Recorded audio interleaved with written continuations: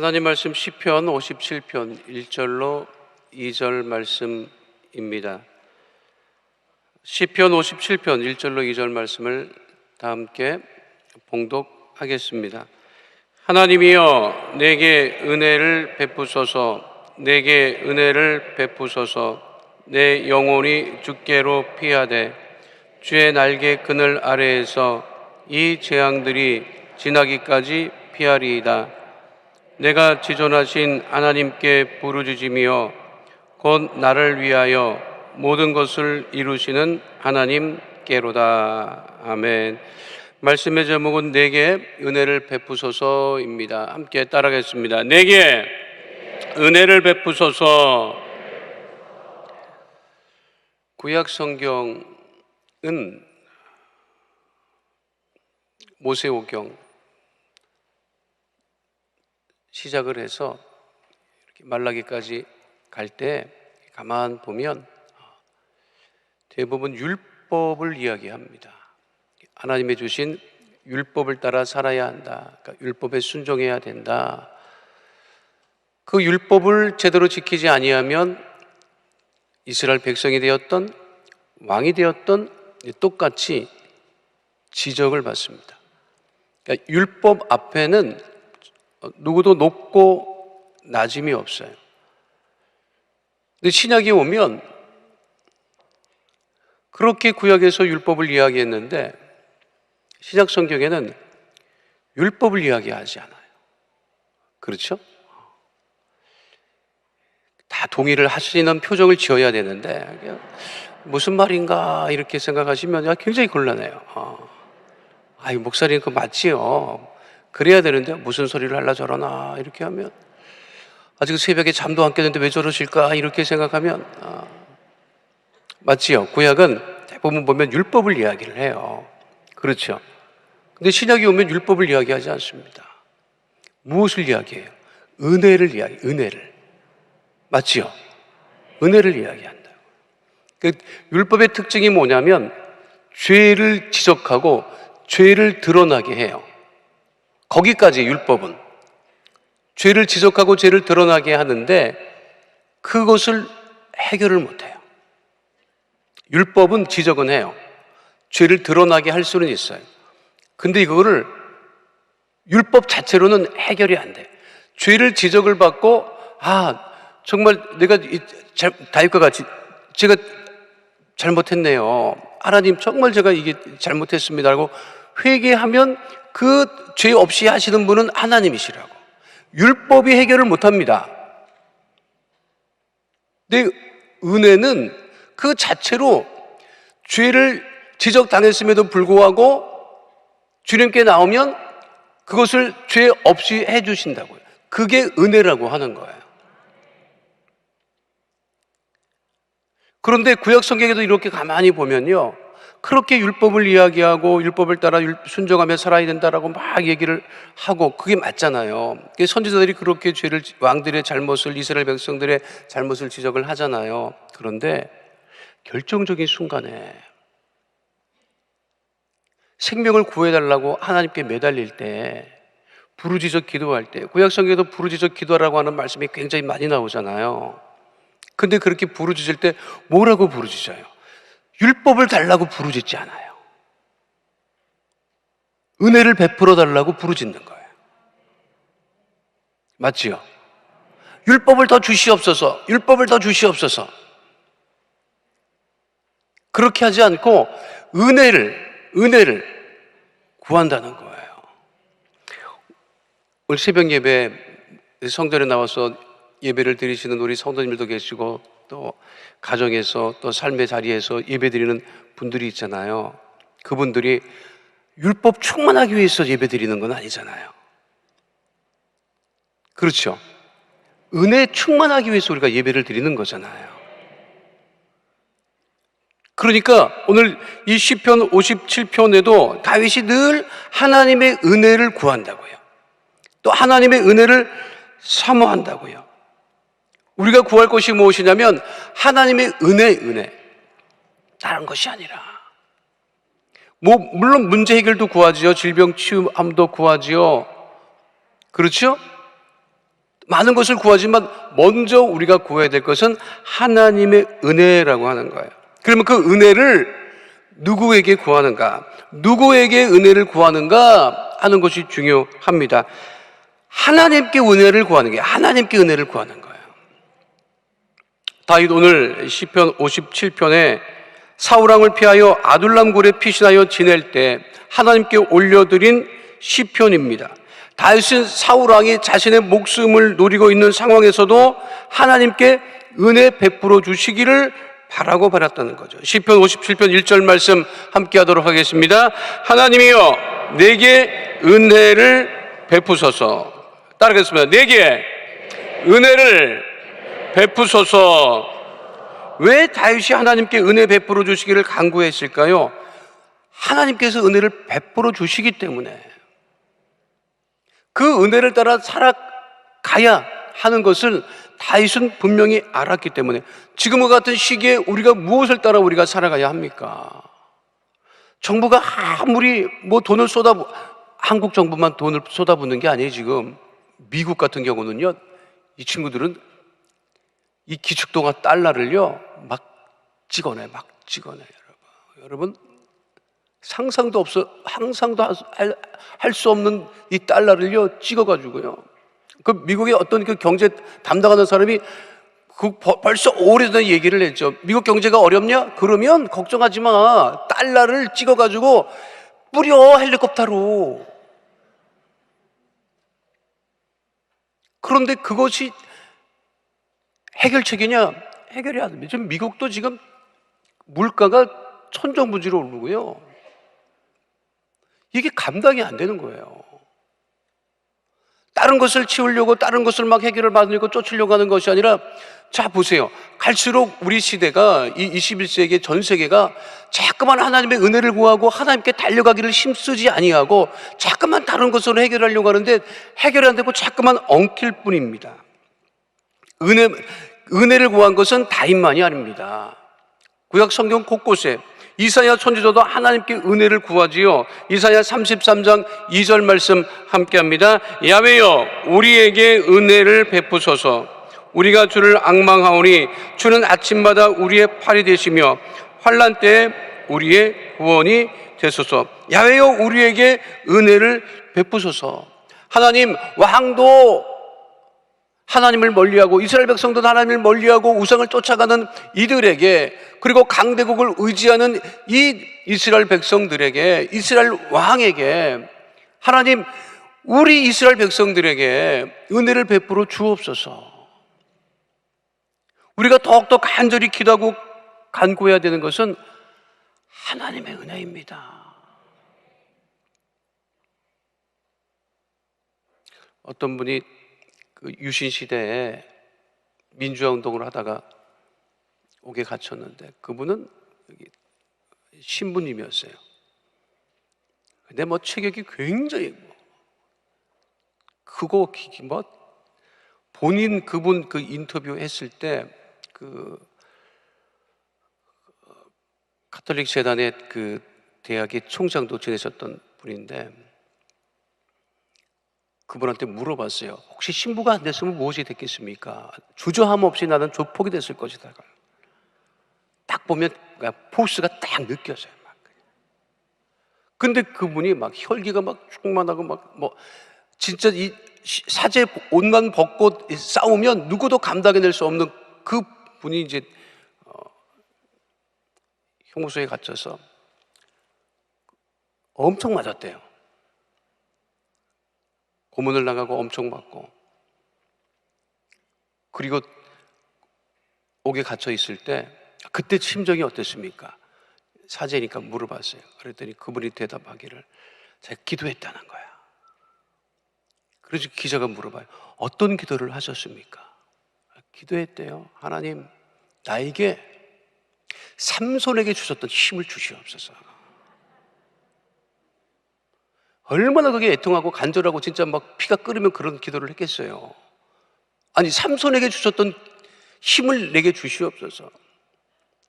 이 다곤 신전을 그냥 무너뜨리고 그냥 다 깔아 죽였던 그거를 구했던 거예요. 그래서 그냥 나에게 힘을 주시면 이거 다 그냥 다 부셔버리고 그냥 옥을 깨고 다.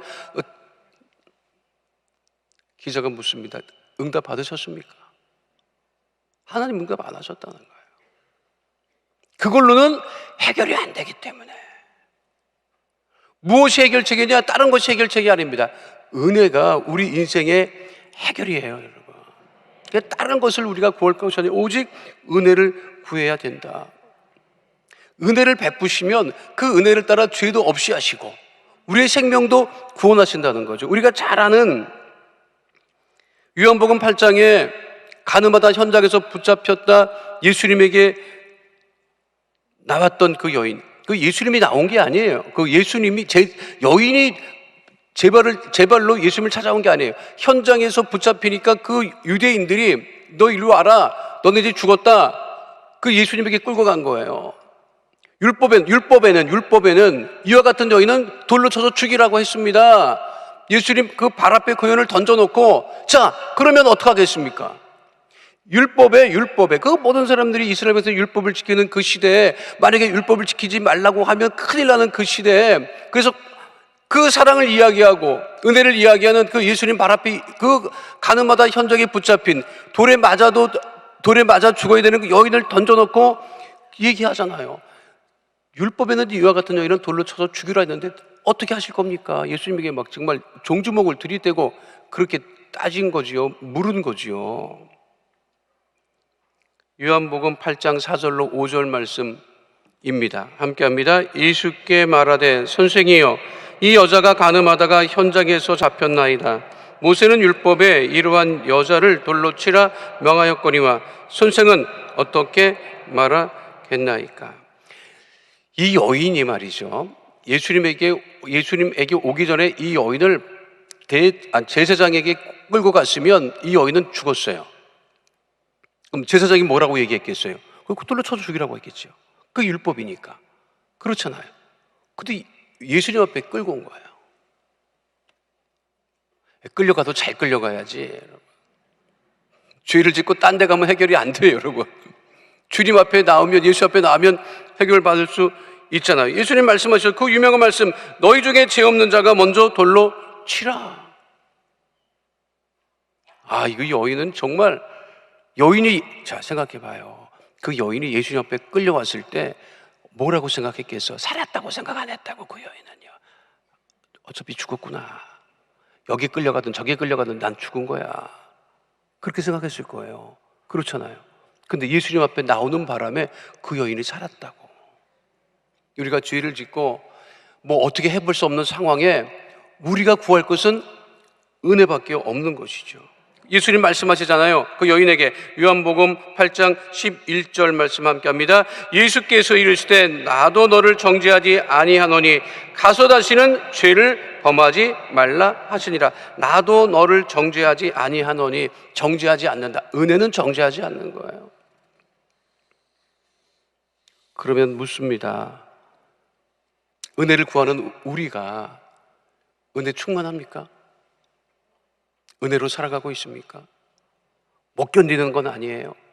사람도 못 견디고 환경도 못 견디고 괴로움을 못 견뎌서 막 그러고 있는 것도 아니에요. 하나님의 은혜를 사모하는 우리들이 더욱더 은혜 충만한 삶을 살아야 된다는 거예요. 믿으십니까?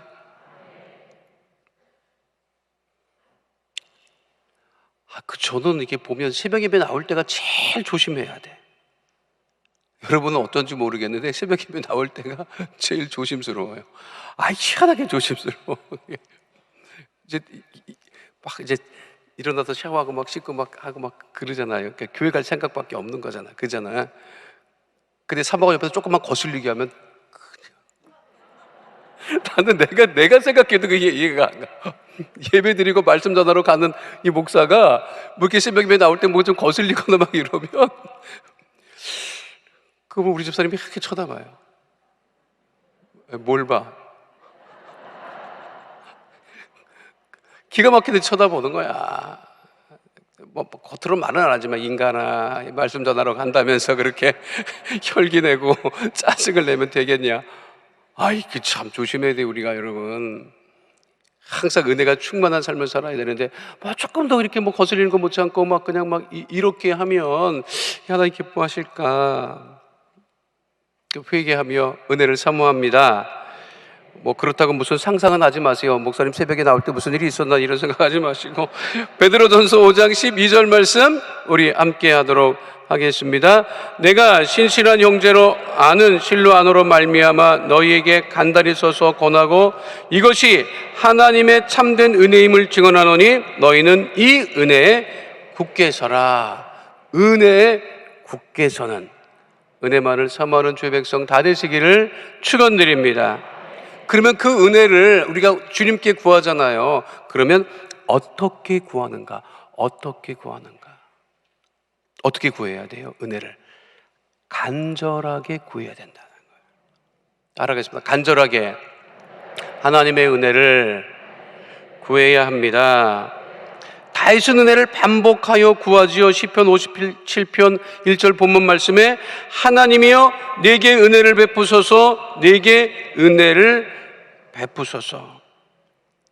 지금 누가 간절한 거예요? 은혜를 구하는 사람이 간절한 거예요. 그 은혜를 구하는 우리들이 늘 간절함을 가지고 주 앞에 나와 우리가 은혜를 구해야 된다. 우리 지금 가정과 자녀 축복을 위한 새벽 제단을 쌓고 있잖아요. 함께, 그치요? 자녀들이 나와야 돼, 여러분. 근데 누가 나와? 부모님이 나오잖아. 자녀들은 간절하지 않아, 내가 보면. 지금 이제 수능 며칠 안 남았어요. 일주일 정도 남았나 싶은데. 수능을 보는 학생들이 간절해요? 부모님이 간절해요?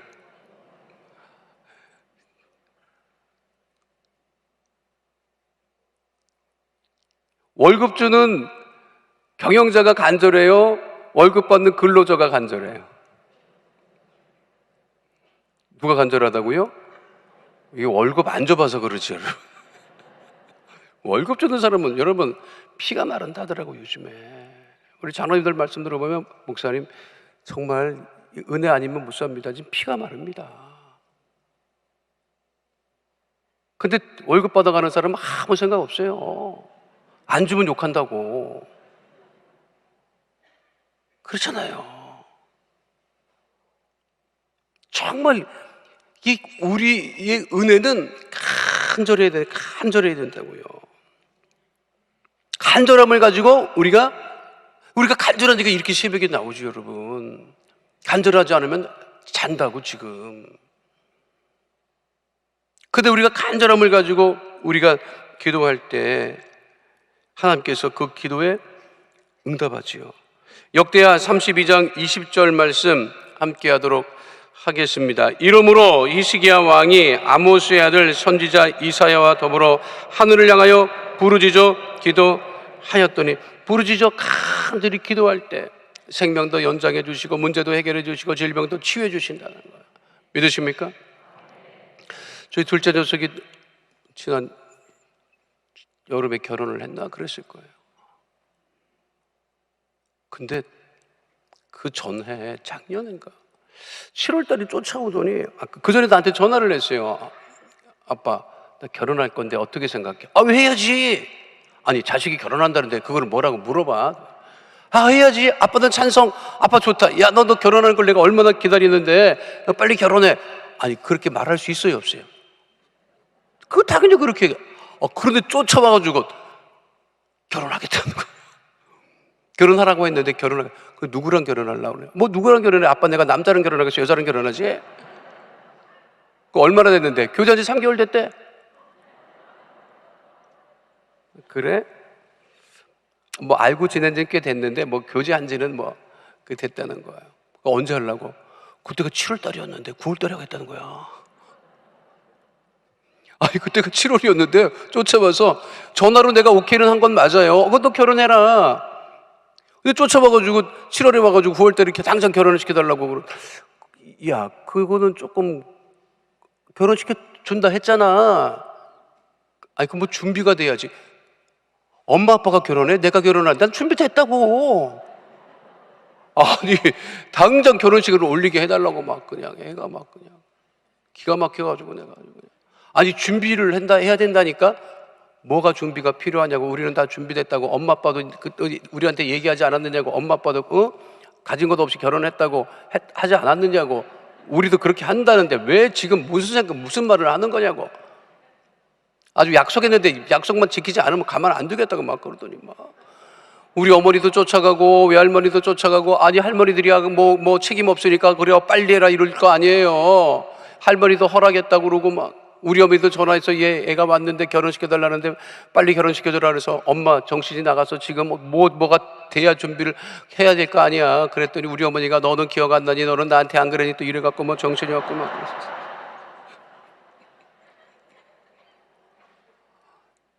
나는 기억 못하지. 나는 뭐 그렇게 됐어요. 근데 이제 미루고 이제 우리는 좀 하는데 이게 보니까 애도 알잖아요. 아, 이거 안 되네. 이거 말이랑 다르네. 그러더니 이 녀석이 덜컥 작정 새벽 예배를 지가 정해갖고 새벽 예배를 하기 시작한 거예요. 아, 내가 깜짝 놀랐다니까. 평상시에 특별 새벽 예배가 있으면 다니던 아이가 아니 자기 결혼 문제로 작정해서 새벽 제단을 쌓기 시작을 한 거예요.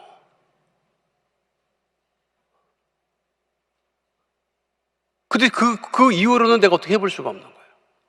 내가 기도하면 작은 아들이 하나님 결혼해달라고 하는데 성령께서 감동하는 게 뭐냐면, 그렇게 하면 먼저 기도했다 걔가. 나는 기도하기를 그 녀석보다는 먼저 간절하게 안 했다니까. 아니 누가 부모가 그 자녀 결혼 늦게 해주십시오라고 기도하는 부모도, 작정하면서 하는 부모는 없잖아요.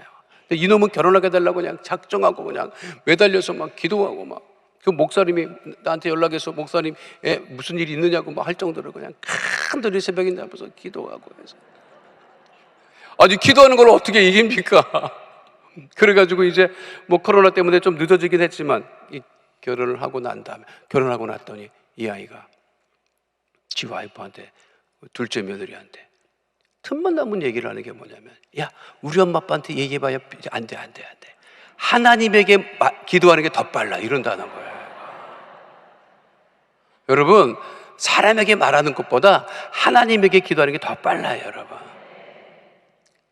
그러니까 우리가 간절히 기도하면 하나님께서 응답하시고 우리 모든 것을 형통하게 하신다. 그러면 오늘 성경 본문에 나와 있는 말씀에 그렇게 우리가 하나님께 은혜를 구하고 간절히 구하면 은혜의 결과는 무엇인가? 은혜의 결과가 있을 거예요. 은혜의 결과는 무엇이냐? 시편 57편 2절 말씀 함께 하겠습니다. 내가 지존하신 하나님께 부르짖으며 곧 나를 위하여 모든 것을 이루시는 하나님께로다. 모든 것을 이루어 주신다는 거예요. 믿으십니까? 우리가 하나님께 간절히 은혜를 구하면 하나님께서 모든 것을 이루어 주신다. 따라하겠습니다. 나를 위하여 모든 것을 이루시는 하나님.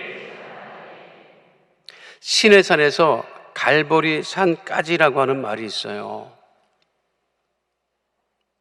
시내산은 구약을 대표하는 율법이 나왔던 곳이잖아요. 그렇죠?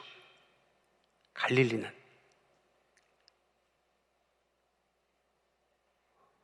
구원이 나온 곳이에요. 십자가 그 세워졌던 그 갈릴리, 예수님이 죽으셨던 그곳.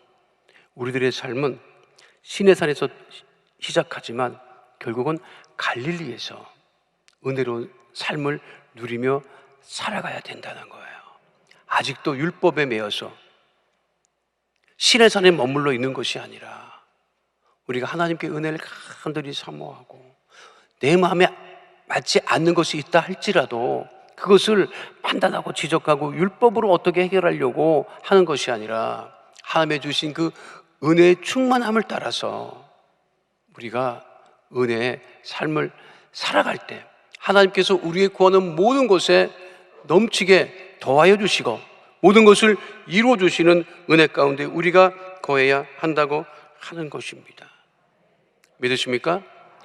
우리 가정도 은혜가 넘치고 자녀들에게도 은혜가 넘치고 우리나라에도 하나님의 은혜가 넘치는 그런 역사가 일어나게 될 것입니다.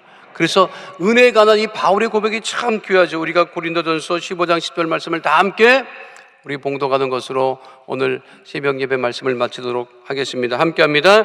그러나 내가 나 된 것은 하나님의 은혜로 된 것이니 내게 주신 그의 은혜가 헛되지 아니하여 내가 모든 사도보다 더 많이 수고하였으나 내가 한 것이 아니요 오직 나와 함께 하신 하나님의 은혜로라. 거룩하신 아버지 하나님, 다윗은 하나님께 하나님의 은혜만을 간절히 구하였습니다. 다윗과 같이 모든 것을 이루어 주시는 하나님께 간절함을 가지고 기도하여 은혜를 구하고 응답을 받아 누리며 문제를 해결함 받고 질병을 취함 받고 하나님 은혜 가운데 구하는 믿음의 백성들 다 되어지게 하여 주옵소서. 우리 가정에도 우리 자녀에게도 우리 교회에도 하나님 우리 대한민국에도 하나님의 주신 은혜로 충만하게 하여 주시옵소서. 하나님 새벽 전에 귀한 새벽 예물을 드린 하나님의 귀한 백성들을 축복하여 주시고 차가 넘치는 주님 은혜 가운데 거하게 하여 주시옵시고 그 동일한 은혜를 우리 모든 성도들에게 베풀어 주시옵소서. 주님께서 오늘 하늘도 우리와 함께 하심을 감사드리며 좋으신 우리 주 예수 그리스도의 이름으로 기도하옵나이다. 아멘. 하늘에 계신 우리 아버지여, 이름이 거룩히 여김을 받으시오며 나라가 임하시오며 뜻이 하늘에서 이루어진 것 같이 땅에서도 이루어지이다. 오늘 우리에게 일용할 양식을 주시옵고 우리가 우리에게 죄 지은 자를 사하여 준 것 같이 우리 죄를 사하여 주시옵고 우리를 시험에 들게 하지 마시옵고 다만 악에서 구하시옵소서.